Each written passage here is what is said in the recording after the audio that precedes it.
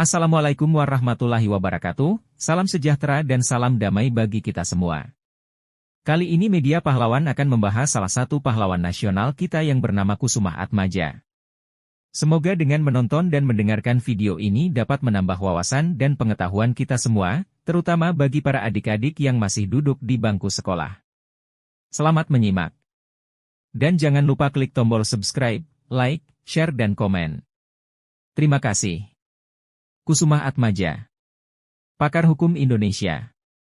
Pada tanggal 26 Juni 1946 terjadi peristiwa yang sangat menghebohkan. Perdana Menteri yang merangkap Menteri Luar Negeri, Sultan Syahrir, bersama dua orang menteri, diculik dari Hotel Merdeka, Surakarta.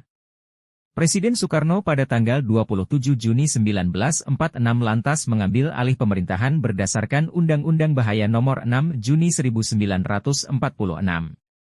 Presiden Soekarno menyerukan pembebasan Sultan Syahrir.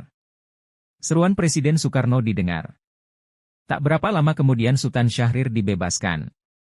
Penculikan atas diri Perdana Menteri Sultan Syahrir tersebut diketahui dilakukan oleh kelompok oposisi Persatuan Perjuangan yang dipimpin oleh Mayor Jenderal R.P. Sudarsono dan 14 pimpinan sipil, diantaranya Tan Malaka dari Partai Komunis Indonesia. Kelompok oposisi Persatuan Perjuangan itu menilai tindakan Sultan Syahrir yang kompromistis menggelisahkan rakyat. Ia dianggap mengkhianati revolusi melalui perundingan dengan Belanda yang merugikan Indonesia. Ketika masalah itu terungkap, Mayor Jenderal R.P. Sudarsono dihadapkan pada sidang pengadilan. Pemimpin militer berusaha agar Mayor Jenderal R.P. Sudarsono dan kawan-kawannya mendapat hukuman ringan mengingat penculikan tersebut bertujuan baik. Namun, hakim yang menangani kasus tersebut tidak peduli. Ia tidak mau ditekan atau dipengaruhi. Baginya, hukum harus ditegakkan. Siapapun juga yang bersalah harus dihukum sesuai kesalahannya.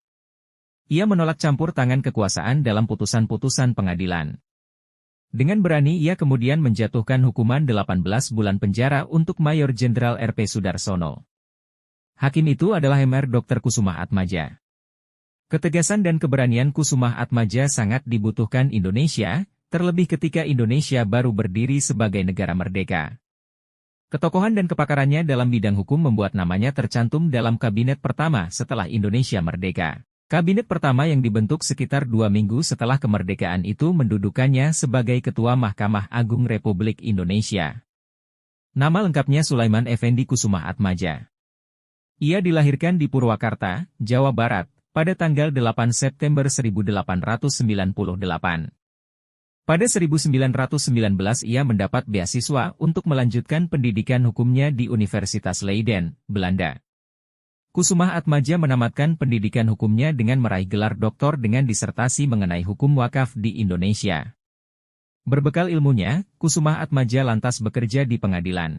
Ia terus juga berkiprah dalam hukum hingga Jepang masuk dan menduduki Indonesia. Ketika Indonesia mencapai kemerdekaannya, ia mendapat tugas untuk membentuk Mahkamah Agung Republik Indonesia sekaligus menjabat Ketua Mahkamah Agung.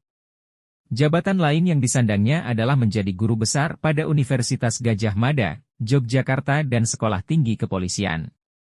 Ilmu dan pengalamannya dalam bidang hukum membuatnya diminta pula menjadi penasehat delegasi Indonesia dalam perundingan dengan pihak Belanda. Dalam rangka memecah belah Negara Kesatuan Indonesia, Belanda pada tahun 1947 pernah menawari Kusumah Atmaja untuk menjadi wali negara Pasundan, ia serta-merta menolak tawaran Belanda tersebut. Ia juga tegas menolak ketika Belanda menawarinya jabatan selaku Ketua Mahkamah Agung bentukan Belanda. Ia tetap kukuh dengan keinginannya memajukan bangsanya melalui ilmu dan pengetahuan yang dimilikinya. Pakar hukum Indonesia itu menghembuskan napas terakhirnya pada tanggal 11 Agustus 1952.